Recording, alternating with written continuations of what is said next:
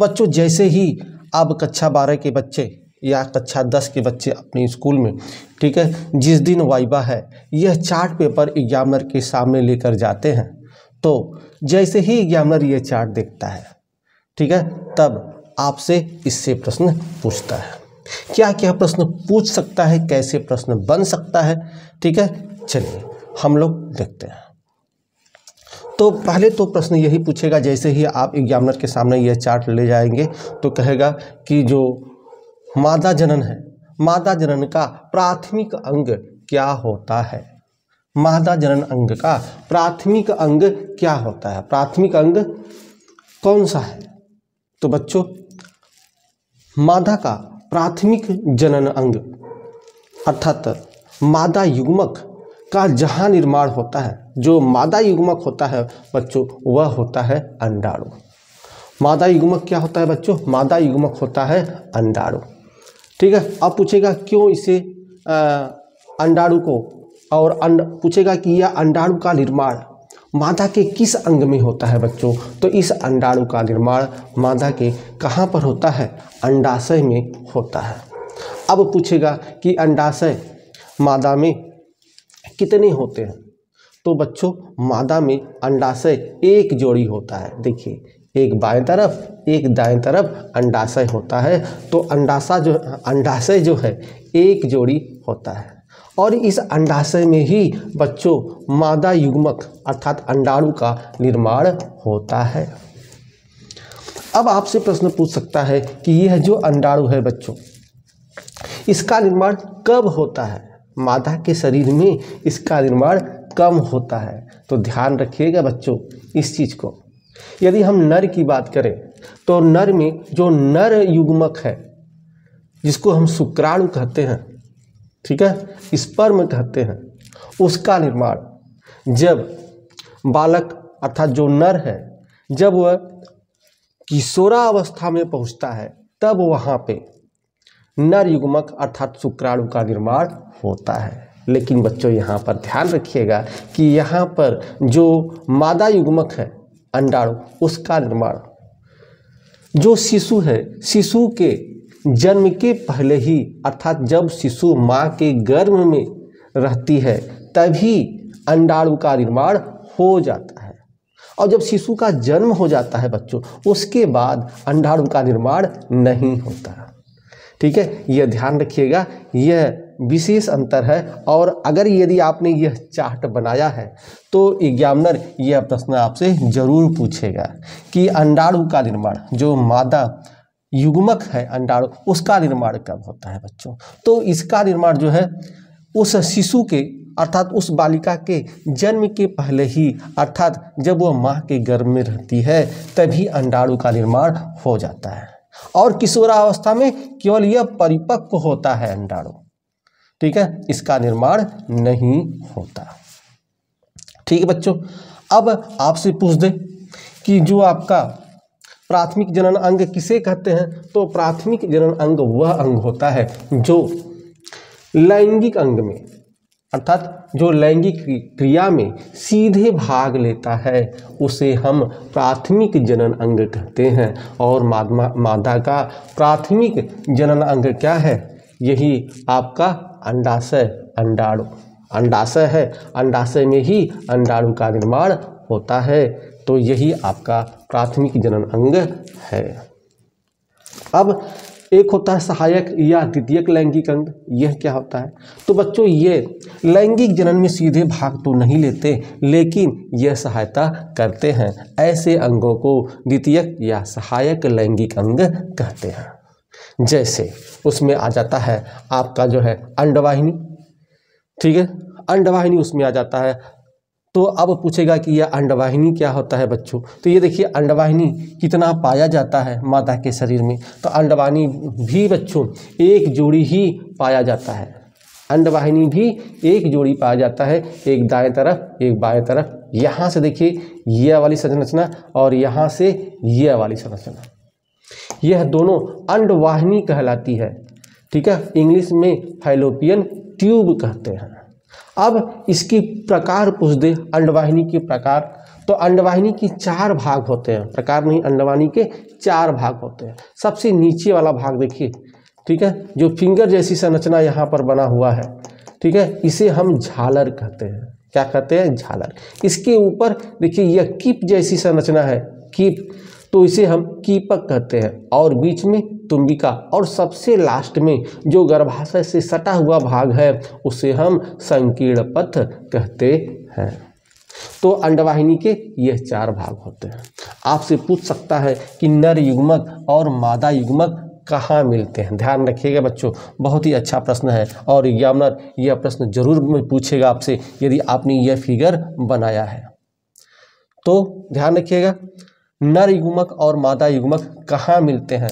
तो यह जो आपका संकीर्ण पथ है और यह तुम्बिका, इन दोनों के बीच में, ठीक है, इन दोनों के बीच में, ठीक है, आपका नर युग्मक तथा मादा युग्मक संलयित होते हैं, मिलते हैं, अर्थात निषेचन की क्रिया जो है यहीं पर क्या होता है? संपन्न होती है। इसे क्या कहते हैं? इसे कहते हैं जो तुम्बिका संकीर्ण पथ संधि, या इंग्लिश में बोले तो इसको बोलते हैं एम्पुलरी अस्थमस जंक्शन। ठीक है, संकीर्ण पथ को इंग्लिश में जो है अस्थमस बोलते हैं और तुम्बिका को एम्पुलरी। तो एम्पुलरी अस्थमस जंक्शन, ठीक है, यही कहलाता है, ठीक है, अर्थात संकीर्ण पथ और तुम्बिका के बीच वाला स्थान एम्पुलरी अस्थमस जंक्शन, और यहीं पर निषेचन आपका संपन्न होता है। यहीं पर निषेचन संपन्न होता है, अर्थात नर युग्मक और मादा युग्मक जो संलयित होते हैं, जो मिलते हैं, वह कहाँ पर मिलते हैं? तो वह यहीं पर मिलते हैं। ठीक है, अब यहाँ पर नर युग्मक कैसे आते हैं, मादा युग्मक यहाँ कैसे पहुँचते हैं? तो आपको पता है कि जो नर युग्मक है, नर युग्मक यहाँ से, क्योंकि नर युग्मक में बच्चों क्या होता है? नर युग्मक में पूंछ होता है, टेल होता है, उसमें तैरने की क्षमता होती है, और वह इस तरह से तैर कर, यह जो आपका होता है इस तरह से, वह इस तरह से तैर कर यह पहुंच जाते हैं कहाँ? यह पहुंच जाते हैं यहाँ पे, यह जो है इस तरह से यह पहुंच जाते हैं तैरते हुए, कहाँ पे पहुंच जाते हैं बच्चों? एम्पुलरी अस्थमस जंक्शन पर। कौन? नर युग्मक अर्थात शुक्राणु। यह है बच्चों शुक्राणु, इस तरह से जो है शुक्राणु जो है आपका पहुंच जाता है, और मिलियन में पहुंचता है बच्चों ये, ठीक है, मिलियन में पहुंचता है यहाँ पे। अब अंडाणु, क्योंकि अंडाणु में बच्चों तैरने की क्षमता नहीं होती, चलने की क्षमता नहीं होती। अंडाणु क्या होता है? अंडाणु अचल होता है, और शुक्राणु क्या होता है? चल होता है। शुक्राणु चलने में सक्षम होता है और अंडाणु चलने में सक्षम नहीं होता, यह अचल होता है। क्योंकि बच्चों हमें केवल मादा जनन तंत्र के विषय में, और यह टॉपिक जो है अगर इसका प्रश्न देखा जाए तो बहुत अधिक प्रश्न बन सकता है। ठीक है, तो हम विशेष रूप से कोशिश करेंगे कि इससे संबंधित ही प्रश्न बताएं, क्योंकि इससे बहुत अधिक प्रश्न बन सकते हैं। तो यह जो आपका जो है शुक्राणु है, यह यहाँ से आ जाता है कहाँ पर? यहाँ पे संकीर्ण पथ और तुम्बिका के बीच में, अर्थात एम्पुलरी अस्थमस जंक्शन पे।